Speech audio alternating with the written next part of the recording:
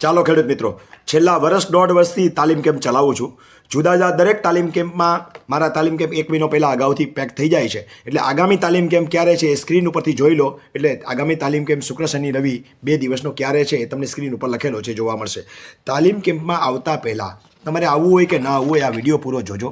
એટલે તમને રેવન્યુ વિશે શું કરવું જોઈએ એનું જ્ઞાન મળશે. તાલીમ કેમ્પમાં ન આવવું હોય તો હું તાલીમ કેમ્પના બધા વિડીયો જે છે એ યુટ્યુબમાં અપલોડ કરું છું અને એની આખી લિંક બનાવેલી છે. જેમ કે 9મા તાલીમ કેમ્પના બધા વિડીયો જે છે એનું પ્લેલિસ્ટ બનાવેલું છે. એટલે તમે યુટ્યુબમાં જઈ રમણીકભાઈ કોટરિયા લખશો એટલે પ્લેલિસ્ટમાં જઈને તમને 9મા તાલીમ કેમ્પના તમામ વિડીયો મળશે. એટલે ઘરે બેઠા ગંગા મળશે. એની અંદર મેં શું શીખવાડું છું બધી વિગતો છે. એટલે છતાં પણ જે લોકો નવા છે એમને આ વિગત આપું છું કે તાલીમ કેમ્પની અંદર રેવન્યુ રેકર્ડ કેવી રીતે ચોખ્ખો રાખવો અને તમારા કામ કેવી રીતે તમે જાતે કરી શકો. બધા નહીં તો થોડા પણ તમે કામ કરી શકો. અને એક પણ કામ કરી લો તો પણ ધક્કો વસૂલ, આવી વસ્તુ છે. જેમ કે કૂવા અને બોરની નોંધણી કરવી, એના માટે એફિડેવિટ કરવા. એમાં વિભાજન થાય એટલે બીજા ભાઈને પાણીનો ભાગ આપવો, એના એફિડેવિટ કરવા અને એની નોંધણી કરાવી. એવી રીતે અન્ય વ્યક્તિને, ત્રીજી વ્યક્તિને જમીન વેચો તો પાણીના કજિયા ત્યારે જ ઊભા થાય. આવા કજિયાનું કુળ ટાળવા માટે થઈ અને આવા અન્ય હકો કેવી રીતે કમી કરવા, એના માટે એગ્રીમેન્ટ કરવા અને એ રેવન્યુમાં નોંધાવા અને 7 નંબરમાં નોંધાવા. આ બધી કામગીરી શીખવાડીએ છીએ. જેવી રીતે પાઇપલાઇન, મકાન, અન્ય વસ્તુઓ જેટલી હોય એ અન્ય હકમાં કેવી રીતે નોંધાવી એ શીખવાડીએ છીએ. બોજો ગીરો મુક્તિ હોય તો એ શીખવાડું છું. વારસાઈ અને હયાતીમાં હક દાખલ કરવા જરૂરી આંબો મેળવવો, આંબા માટે જરૂરી પ્રક્રિયા, સ્વઘોષણા અને આ વસ્તુ કરાવવા જાવ તો 20,000, 25,000 અને 40,000 સુધીનો ખર્ચો થાય છે. તો તમે જાતે આરામથી કરી શકો.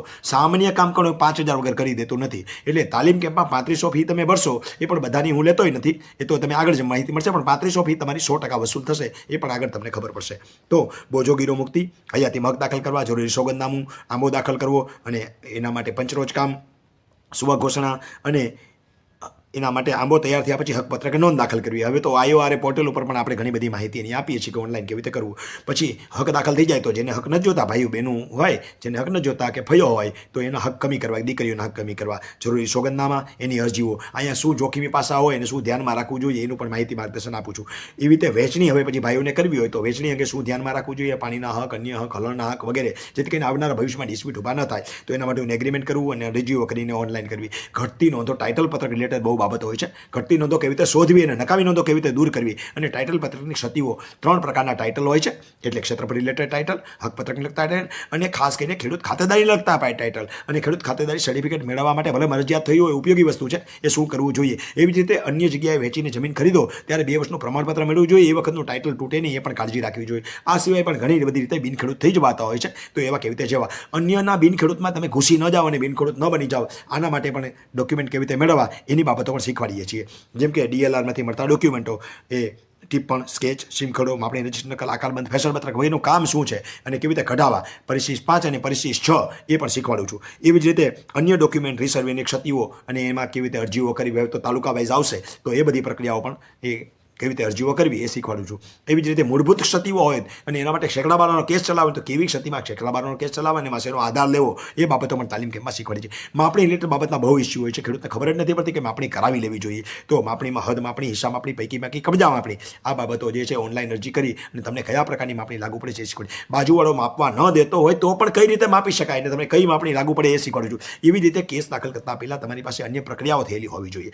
કેસ દાખલ થઈ જાય તો કોઈ પણ રીતે સુપર ટેસ્ટ કરાવવાની જરૂર પડે, સુપર ઇમ્પોઝની જરૂર પડે, કોર્ટ કમિશનરની માપણી અને હુકમી માપણી કેવી રીતે કરાવી એ બધી બાબતો પણ આમાં શીખવાડીએ છીએ. એવી જ રીતે પોત ખરાબ અને જરાયતનમાં ફેરવવાનું શીખવાડીએ. આ બધા DLRના કામ થયા. એવી રીતે KJPની નકલ માપણી થાય તો એમાં ભૂલ હોય તો ભૂલ સુધારણા કેવી રીતે કરવી, KJPની નકલો મેળવવી, હિસાબ ફોર્મ નંબર 4 અને માપણી શીટ મેળવવી, એમાં કંઈ ભૂલ હોય તો કેવી રીતે ક્ષતિ સુધારણા કરવી. એવી જ રીતે આ બધી બાબતો જે છે એ DLRની થઈ. આ સિવાય ઘણી બધી બાબતો હોય છે, એ બધા તાલીમ કેમ્પની અંદર આપણે શીખવાડીએ છીએ. હવે જૂની હસ્તલેખિતમાંથી જે ક્ષતિ સુધારણાની અંદર આવે એમાં ક્ષતિ વળી ગયું તો કેવી રીતે સુધારવી, ઓનલાઈન ક્ષતિઓ હોય છે કેવી રીતે સુધારવી, ટિપ્પણના નામની ક્ષતિઓ કેવી રીતે સુધારવી, 7 નંબરની ક્ષતિઓ કેવી રીતે સુધારવી, ઘણી બધી ક્ષતિઓ રેવન્યુ રેકર્ડમાં છે. ખેડૂતને ખબર જ નથી. 100માંથી 90 કેસમાં નાના મોટા ફોલ્ટ હોય છે. તમે યુટ્યુબમાં જઈને મારા વિડીયો જોશો, તાલીમ કેમ્પમાં આવવાની પણ જરૂર નથી, તો પણ સમજદાર વ્યક્તિઓ આરામથી કામ કરતા થઈ જાય છે.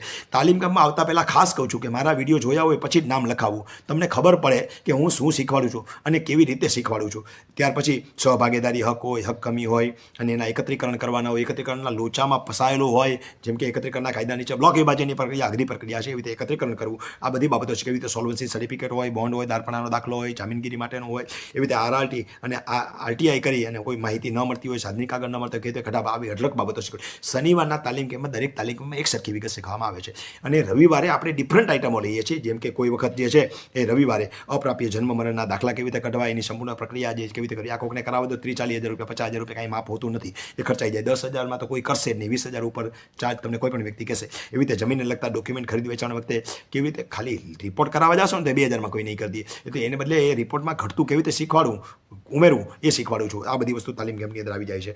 એવી જ રીતે આરઆરટી અને આરટીએસ કેસ જે છે એમાં શું બાબત ધ્યાનમાં રાખવી જોઈએ અને તમે હાથે પણ કરી શકો ને લડી શકો, એ પણ શીખવાડું છું. લેન્ડ ગ્રેબિંગ હોય તો લાગુ ન પડતી હોય તો તમે ફળશ્રુતિ શું કશ કાઢી શકો એમાંથી, એ શીખવાડીએ છીએ. એવી રીતે રિમાન્ડ કેસ હોય, અપીલ હોય, રિવિઝન હોય, મામકોટ હોય, રસ્તાના પ્રશ્ન હોય, પાણીના લગતા પ્રશ્નો હોય, તો આ બધી બાબતો આપણે શીખવાડીએ. એક વસ્તુ ખાસ સમજી લેજો કે દર શનિવારે સરખું હોય છે દરેક તાલીમ કેમ્પમાં. રવિવારે આપણે ડિફરન્ટ આઇટમ શીખવાડીએ છીએ. દરેક વખતે એક નવો મુદ્દો લઈએ છીએ અથવા એક મુદ્દાને વધારે વિસ્તારપૂર્વક લઈએ અને એકને ઓવરવ્યુ લેતો હોય છે. એટલે તો માણસો તાલીમ કેમ્પમાં રિપીટ આવે છે. પ્રથમ વખત આવે તો તાલીમ કેમ્પની ફી 3500 રૂપિયા હોય છે. એમાં જો ગરીબ વ્યક્તિ હોય ને મને કહે તો એ મેસેજ દ્વારા તમારે મને કહેવાનું છે, એટલે એને મને યોગ્ય લાગશે એ પ્રમાણે એને ડિસ્કાઉન્ટ પણ હું આપું છું. એવી જ રીતે બીજી વખત કોઈ ફી ભરીને ફૂલ તાલીમ કેમ્પની ફી ભરીને 3500 રૂપિયા ભરીને આવે છે તો ત્રીજી વખત કોઈ પણ વ્યક્તિ, ગરીબીની વાત નથી, દરેક વ્યક્તિને, ધંધાદારી વ્યક્તિ સિવાય કોઈ પણ ખેડૂત હોય તો એને માત્ર 551માં આવવા દઉં છું. મારો ખર્ચો આનાથી 3 ગણો હોય છે. તો તાલીમ કેમ્પ કમાવાના હેતુથી હું કરતો નથી. જેને લગતું હોય ને કમાવાના હેતુથી એમને પ્રથમ મારા પરિચિત થઈ જવું, પછી જ આવું. આમાં હું એવો દાવો નથી કરતો તમે બધું શીખી જશો, પણ આમાંથી એક આઇટમ શીખી જાઓ ને તો પણ વસૂલ, અને બાજી વારંવાર રિપીટ આવશો તો ઘણું બધું જાણવા અને શીખવા મળશે. એ પણ હકીકત છે.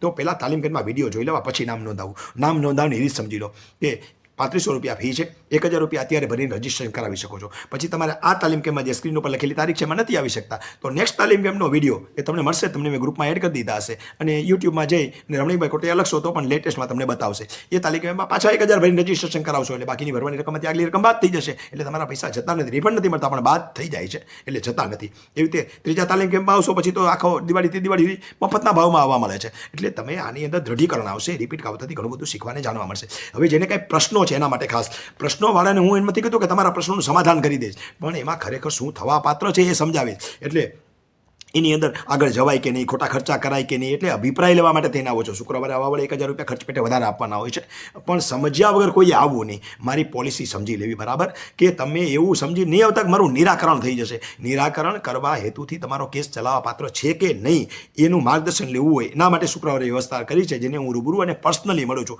આટલી બાબત બરાબર સમજી અને સાંભળી લેવી, પછી જ નામ નોંધાવું. હું કોમર્શિયલ હેતુથી કામ કરતો નથી. જેને કોમર્શિયલ હેતુ લાગતું એમને દૂર લેવું, પહેલાં મારાથી પરિચિત થઈ જવું, પછી જ તાલીમ કેમ્પમાં આવવું. આટલો ખાસ આગ્રહ છે. તો યુટ્યુબમાં જઈ રમણીકભાઈ કોટલિયા લખી ઉપરનો વિડીયો જોઈ લેવો, જે ફેસબુકવાળા છે એમને, અને પછી જ આવવું. અને જે લોકોને સીધું આવવું છે એમને આ વિડીયોમાં ઉપર તારીખ આપેલી છે એ પ્રમાણે 1000 રૂપિયા ભરીને રજીસ્ટ્રેશન કરાવવું. આગળની માહિતી તમે ગ્રુપમાં એડ થઈ ગયા પછી ડિટેલથી માહિતી આપવામાં આવશે. આશા રાખું છું કે આટલી માહિતી તમને સમજાઈ ગઈ હશે. ખેડૂત મિત્રો, હમણાં તમે તાલીમ કેમ્પની સંપૂર્ણ વિગત સમજી ગયા એટલે તમને ખબર છે કે તાલીમ કેમ્પમાં આવતા પહેલાં મારા વિડીયો જોઈ લેવા. એક કામ પણ શીખી જશો તો પણ તમારો ધક્કો વળશું તેમ છતાં વિડીયો જોઈ લેવા. બીજા નંબરમાં હવે પછીનો હજી આગામી તાલીમ કેમ્પ છે એ 14મો તાલીમ કેમ્પ છે, એટલે એપ્રિલ મહિનાના બીજા શનિ રવિમાં છે, એટલે 11 અને 12 એપ્રિલ આવે છે. 2 દિવસનો તાલીમ કેમ્પ જ છે. એટલે એના સંપૂર્ણ ખર્ચ સાથે રહેવું, જમવું, ચા પાણી, નાસ્તા સહિત બધા ખર્ચ સાથે તાલીમ કેમ્પની ફીસ 3500 છે. એમાંથી 1000 ભરીને અત્યારે નામ નોંધાવવાનું છે. હવે જેને કાંઈ પ્રશ્નો છે, એટલે કે કાંઈ અભિપ્રાય લેવાનો છે, એ લોકોએ પણ વિડીયોમાં મેં કીધું છે સાંભળી લેવું. એમને 1000 રૂપિયા વધારે ભરવાના છે, કારણ કે એને શુક્રવારે આગલા દિવસે આવવાનું છે. તો એને શુક્ર શનિ રવિ 3 દિવસનો થયો. બંને માટે અત્યારે 1000 ભરીને જ રજીસ્ટ્રેશન કરાવવાનું છે. બાકીની રકમ તમે જ્યારે તાલીમ કેમ્પમાં આવો છો તો તમને જ્યારે કહેવામાં આવે છે ત્યારે ભરવાની છે.